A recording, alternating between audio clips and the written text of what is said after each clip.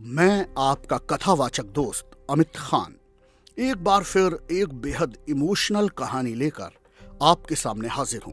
कहानी का नाम है घर वापसी। ये एक ऐसे कैदी की कहानी है जो जेल में बंद है, जिसका बाहर की दुनिया में ना कोई दोस्त है, ना रिश्तेदार और ना कोई घर। उसे जब पता चलता है कि वो जेल से रिहा होने वाला है तो वो डर जाता है। कहां जाता वो बाहर की दुनिया में, किसके पास? आइए कैदी के दुख दर्द को बयान करती कहानी सुनते हैं। जेल की वो सीलन युक्त बदबूदार कोठरी जिसके चबूतरे पर रौनी लेटा है। रात का दूसरा पहर भी धीरे धीरे अब अपने अंतकाल की तरफ बढ़ रहा है। 18 साल उसके इसी जेल की कोठरी में गुजर गए हैं। वो 20 साल का था जब उसने इस जेल की कोठरी में पहला कदम रखा। आज उसकी उम्र 38 साल है। उसके यौवन के हर्षनाद करते हुए सारे साल इसी कोठरी में गुजर गए। इन 18 सालों में जेल की उस कोठरी तथा रौनी के बीच एक अजीब सा रिश्ता भी कायम हो गया है। जिस कोठरी की दुर्गंध को सूंघकर नए कैदी अपनी नाक भौं सिकोड़ लेते हैं, वही दुर्गंध अब रौनी को किसी सुगंध के समान लगने लगी है। वह दुर्गंध उसकी नस नस में बस चुकी है। यही वो चबूतरा है जिसने 18 सालों तक उसके शरीर का बोझ सहा और कभी उफ तक न की। कोठरी का यही वो अंधेरा है जो 18 सालों तक अर्धांगिनी बनकर उसके साथ रहा, जो रौनी को हर पल ये एहसास कराता रहा कि वो अकेला ही इस कोठरी में बंद नहीं, कोई और भी है जो उसके साथ इस कोठरी में बंद है। अंधेरा जो उसी के साथ हरदम इस कोठरी में बंद रहा। लेकिन अब उस अंधेरे को कुछ लोग वापस रोशनी में धकेल देना चाहते हैं, और यही खौफ रौनी की आंखों से नींद उड़ाए हुए है। दोपहर ही जेलर ने रौनी को बुलाकर कहा था कि कल उसे रिहा कर दिया जाएगा। रिहा, उस शब्द को सुनकर चौंक पड़ा था रौनी। शायद तभी उसे एहसास हुआ था कि वो यहां बंद है। 18 साल के उस विशाल समय में यह बात वो बिल्कुल भूल गया था कि कभी उसे रिहा भी होना है। लेकिन मुझे तो 20 साल की सजा हुई थी जेलर साहब, रौनी ने याद करते हुए कहा। हां, तुम्हें 20 साल की सजा हुई थी, लेकिन तुम्हारे अच्छे बिहेव को देखते हुए तुम्हारे बाकी के 2 साल की सजा माफ कर दी गई है। लेकिन मुझे माफी नहीं चाहिए, रौनी विनती करता हुआ बोला। मैं पूरी सजा काटना चाहता हूं जेलर साहब। पागल मत बनो रौनी, अधिकार के साथ डांटा था जेलर ने उसे। लोग जेल की इन दीवारों से खौफ खाते हैं और तुम इन्हीं में सुख तलाश कर रहे हो। जीवन इन सिमटी हुई दीवारों का नाम नहीं रौनी, इन दीवारों से पार जीवन है, खुशियां हैं। इन दीवारों से बाहर निकलो और उस जीवन को जियो जिस जीवन के लिए परम पिता ने तुम्हें इस धरती पर भेजा है। तुमने अपने जीवन के बेहद मूल्यवान 18 साल इस जेल में गुजार दिए हैं, जिसका मुझे दुख है रौनी। ये जीवन परम पिता परमात्मा की हमें दी गई मूल्यवान भेंट है। हमें इसे पूरी तरह जीना चाहिए, सेलिब्रेट करते हुए। जेलर की फिलॉसफिकल बातों को सुनकर चुप रह गया था रौनी।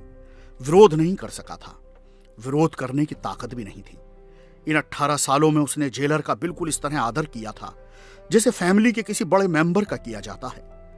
रौनी लेटा हुआ सोच रहा था कि जब कैदियों को रिहाई के ऑर्डर मिलते हैं तो उनके चेहरों पर कैसी एक जीवंत मुस्कान बिखर जाती है, क्योंकि कुछ लोग बाहर की दुनिया में उनका इंतजार कर रहे होते हैं, उनके माता पिता, भाई बहन, पत्नी या फिर कोई प्रेमिका। लेकिन उसका कौन है जो बाहर की दुनिया में इंतजार कर रहा है? कोई नहीं। उसकी जिंदगी कागज की उस नाव की तरह है जो समुद्र की लहरों के साथ इधर से उधर लावारिस भटकती रहती है और जिसे आखिर में समुद्र की गहराइयों में ही विलीन हो जाना होता है। रौनी का सारा बचपन गोवा के एक अनाथाश्रम में गुजरा। उस आश्रम को चलाने वाली मदर मरियम जैसी देवी के मुंह से उसने सुना था कि कोई उसे अनाथाश्रम की सीढ़ियों पर छोड़ गया था। तब से वह अनाथाश्रम ही उसका घर था। लेकिन जब वो 10 साल का था तब उसके मन में यह अभिलाषा पैदा हुई कि वह अनाथाश्रम की 4 दीवारी से निकलकर बाहर की दुनिया को देखे, जीवन को जिए। यही सोचकर वो अनाथाश्रम से भाग खड़ा हुआ और तब उसे जिंदगी में पहली बार घर की कमी महसूस हुई। 2 वक्त की रोटी खाने के लिए उसे चोरी करनी पड़ी। उसकी रातें फुटपाथ पर गुजरी। उसने वापस अनाथाश्रम लौट जाना चाहा, लेकिन उस देवी जैसी औरत का दोबारा सामना करने की उसकी हिम्मत न हुई। 10 साल रौनी ने इसी तरह गोवा में छोटी मोटी चोरियां करते हुए गुजारे। जब वो 20 साल का था तब उसने पहली बड़ी चोरी करने की कोशिश की, पूरे गोवा में कार्निवाल का उत्सव बड़ी धूमधाम से मनाया जा रहा था। गोवानी फैनी पी पी कर मस्त थे। फैनी गोवानियों का सबसे प्रिय पेय पदार्थ होता है। उसी रात रॉनी गोवा के डोनापाला बीच के करीब बने एक शिव मंदिर में जा घुसा। दरअसल उस मंदिर में सोने की एक मूर्ति रखी थी। रॉनी जैसे ही मूर्ति के करीब पहुंचा तभी मंदिर के पुजारी की आंख खुल गई। पुजारी ने रॉनी को पीछे से पकड़ लिया और बुरी तरह चीखने चिल्लाने लगा। इससे रॉनी घबरा गया। उसने पुजारी को धक्का दिया और बिना मूर्ति लिए मंदिर से भागा। बस उसका पुजारी को धक्का देना ही गजब हो गया। मंदिर के कोने में त्रिशूल रखा था। पुजारी सीधा उस त्रिशूल से जाकर टकराया और वह त्रिशूल पुजारी की पीठ से होकर पार निकल गया। पुजारी की फौरन मौत हो गई। उधर मंदिर से बाहर निकलते ही कुछ हिप्पियों ने रॉनी को पकड़ लिया और उसे पुलिस के हवाले कर दिया। पुलिस ने उसे हत्यारा करार दिया। अदालत ने भी उसे दोषी माना और हत्या के उसी अपराध में रॉनी को 20 साल की सजा हुई थी। चबूतरे पर लेटे लेटे रॉनी ने सख्ती से आंखें बंद कर ली। उसके शरीर में हल्की सिहरन सी दौड़ती चली गई थी। शुरू में तो उसे जेल की इस कोठरी में बहुत घुटन महसूस होती थी। उसे लगता था जैसे वो पिंजरे में कैद हो गया है। लेकिन जल्द ही रॉनी को एहसास हुआ कि वो पिंजरा नहीं है बल्कि एक घर है, अनाथाश्रम जैसा ये घर। धीरे धीरे वहां उसके दोस्त बनने लगे। अब उसे अपना पेट भरने के लिए चोरी करने की जरूरत नहीं पड़ती थी। अब उसके पास सिर छुपाने के लिए कोठरी भी थी। रॉनी को अपनी छोटी सी दुनिया से प्यार हो गया था। लेकिन ये सोच सोचकर रॉनी के शरीर में बेचैनी हो रही थी कि कल उसे वो अपना घर भी छोड़ देना होगा। कभी एक घर से वो खुद भागा था बाहर की दुनिया देखने के लिए, और आज दूसरे घर से वो जबरदस्ती निकाला जा रहा था ताकि वो बाहर की दुनिया देख सके। बाहर जाकर वो क्या करेगा, यही बात सोचते हुए रॉनी ने सारी रात गुजारी। उसने प्रण किया कि इस बार वो कोई बुरा काम नहीं करेगा, कोई चोरी नहीं करेगा। लेकिन क्या शरीफ आदमी बनना इतना ही आसान था? अगले दिन रॉनी जेल से रिहा हो गया। जेलर ने उसे 10,000 रुपए दिए। ये वो रुपये थे जो रॉनी ने जेल में मेहनत से कमाए थे। 18 साल बाद रॉनी ने गोवा की धरती पर एक बार फिर कदम रखा। इन 18 सालों में गोवा इस कदर बदल गया था कि उसको पहचानना मुश्किल था। बड़ी बड़ी इमारतें थीं, सड़क पर दौड़ती नई नई विदेशी कारें थीं। रॉनी ने सबसे पहले अपने लिए किराए के घर की तलाश शुरू की। लेकिन शाम होने तक भाग दौड़ के बावजूद वो एक किराए के घर का बंदोबस्त ना कर सका। ज्यादातर जगह उससे गारंटी मांगी जाती कि अगर गोवा में कोई आदमी उसकी जान पहचान का हो तो वह उससे लिखवा कर लाए कि वो सही आदमी है। रॉनी भला वो गारंटी किससे लिखा कर लाता?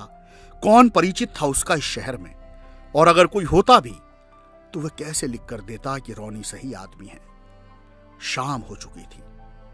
रॉनी ने एक ढाबे पर भरपेट भोजन किया और बाजार से रात को ओढ़ने के लिए कंबल भी खरीद लिया। वो कंबल में लिपट कर एक पार्क में बैठ गया। रॉनी को लग रहा था कि सारी रात उसे पार्क में ही गुजारनी होगी। 18 साल पहले भी कितनी रातें उसने इसी पार्क में गुजारी थी। रॉनी कंबल ओढ़कर लेट गया। पार्क की जमीन बेहद ठंडी थी। उसे जेल की कोठरी याद आने लगी। वो चबूतरा याद आने लगा जिस पर वो सोया करता था। रॉनी की आंखों में आंसू उमड़ आए। फिर कब उसकी आंख लग गई उसे पता ही नहीं चला। सुबह जब रॉनी की आंख खुली तो उसे जबरदस्त झटका लगा। किसी ने उसके सारे पैसे चुरा लिए थे और यहां तक कि चोर उसका कंबल भी उतार कर ले गया था। रॉनी सन्न रह गया। अब उसके पास एक कप चाय पीने के लिए भी पैसे नहीं बचे थे। एक ही झटके में वो बिल्कुल कंगाल हो गया था। अब क्या करे? रॉनी ने काम की तलाश करनी शुरू की, मगर कहीं मामूली से मामूली काम मिलना भी आसान नहीं था। वह सारा दिन भूखा प्यासा काम की तलाश में भटकता रहा, लेकिन उसे कहीं काम नहीं मिला। हर जगह लोग गारंटी की बात करते या फिर उसके अतीत के बारे में पूछते, और रॉनी के पास इंप्रेस करने के लिए कुछ भी नहीं था। उसने जेल में रहकर लिफाफे बनाने, मिठाइयों के डिब्बे बनाने जैसे कुछ छोटे मोटे काम भी सीखे थे। लेकिन पूरे दिन की भाग दौड़ के बाद भी उसे कहीं इस तरह का काम नहीं मिला। रॉनी के पास इतने रुपये भी नहीं थे जिससे वो अखबार की रद्दी खरीद कर खुद लिफाफे बनाकर दुकानों पर बेच सके। इस तरह रॉनी का वो पूरा दिन इधर से उधर काम के लिए दौड़ धूप करते हुए गुजरा। उसने कई कामों के लिए कोशिश की, कुली, वॉचमैन तथा चपरासी के लिए भी, लेकिन निराशा ही उसे हर तरफ से हाथ लगी। जीवन सचमुच जटिलताओं, निराशाओं और संघर्ष की धारदार तलवार का नाम है। और जो दुनिया में अकेला, लावारिस तथा घर विहीन हो, उसके लिए तो जीवन मात्र जहर का प्याला है। एक ऐसा जहर का प्याला जिसे इंसान को पीना ही होता है। रोनी इस समय उसी जहर को पी रहा था, अपमान, संघर्ष और घोर निराशा के जहर को। एक रात जब रोनी वापस उसी पार्क में पहुंचा तो उसकी आंखें भूख से कुलबुला रही थीं, होंठ शुष्क हो रहे थे जिन पर वो बार बार जबान फेरता। रोनी कुछ झाड़ियों के साये में लेट गया और उसने घुटने पेट से सटा लिए। लेकिन आंतों का जबरदस्ती गला घोटने से क्या भूख दबी है?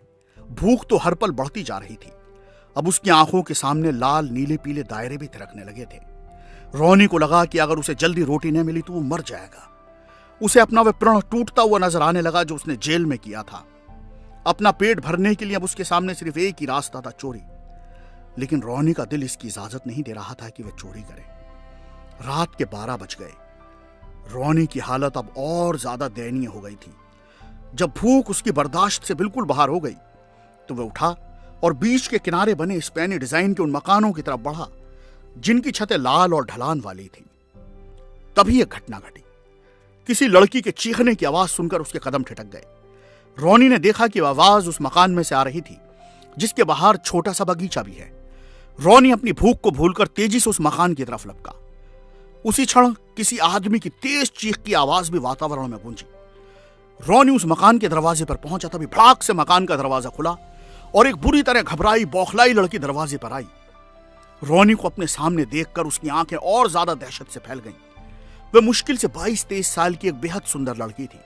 एकाएक उस लड़की को न जाने क्या सूझा कि वह रोनी से लिपट गई और बुरी तरह रोने लगी। मेरा यकीन करो, मैं उसकी हत्या करने के लिए मजबूर थी। वह बेहद आतंकित और दुख से भीगे स्वर में बोली। वह दुष्ट मुझे प्रेम पाश में बांधकर घर से भगा कर ले आया था। मेरा नाम जजाबेल है। मेरे डैडी गोवा शहर के मेयर हैं, लेकिन बहुत अच्छे आदमी हैं। मुझे भी थोड़ी देर पहले मालूम हुआ कि वह दुष्ट वेश्याओं का दलाल है और अब वो मुझे भी किसी कोठे पर ले जाकर बेच देगा। इसलिए मैंने उसकी हत्या कर दी। बोलते बोलते वह लड़की और ज्यादा जोर जोर से रोने लगी। रोनी जजाबेल को रोते हुए गौर से देख रहा था। वह रोते हुए भी बेहद मासूम और निर्दोष लग रही थी। अगर डैडी को यह मालूम हो गया कि मेरे हाथों से किसी की हत्या हो गई है तो ये सदमा बर्दाश्त नहीं कर पाएंगे। वो मुझसे बहुत प्यार करते हैं, प्लीज मुझे जाने दो। उसकी आवाज में गहरी वेदना थी। ठीक है। रोनी उससे दूर हटकर खड़ा हो गया। तुम्हारे पास 5 मिनट हैं। इन 5 मिनट में तुम यहां से जितनी दूर भाग सकती हो भाग जाओ और हमेशा के लिए भूल जाओ कि तुम्हारे हाथ से किसी बुरे आदमी की हत्या भी हुई है। जजाबेल फौरन वहां से तेजी से भागी। उसके कदमों में जैसे पंख लग गए थे। रोनी मकान के अंदर दाखिल हुआ। सामने लगभग 30 साल के भौंडी सी शक्ल वाले आदमी की लाश पड़ी थी। एक चाकू दस्ते तक उसके सीने में घुसा था और उसके आसपास खून का तालाब सा बन गया था।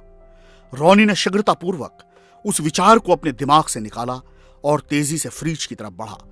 उसने फ्रीज में से टमाटो सॉस की बोतल निकाली और कुछ ब्रेड पीस निकाले। जल्दी जल्दी उसने वे दोनों चीजें खाई और पानी पिया।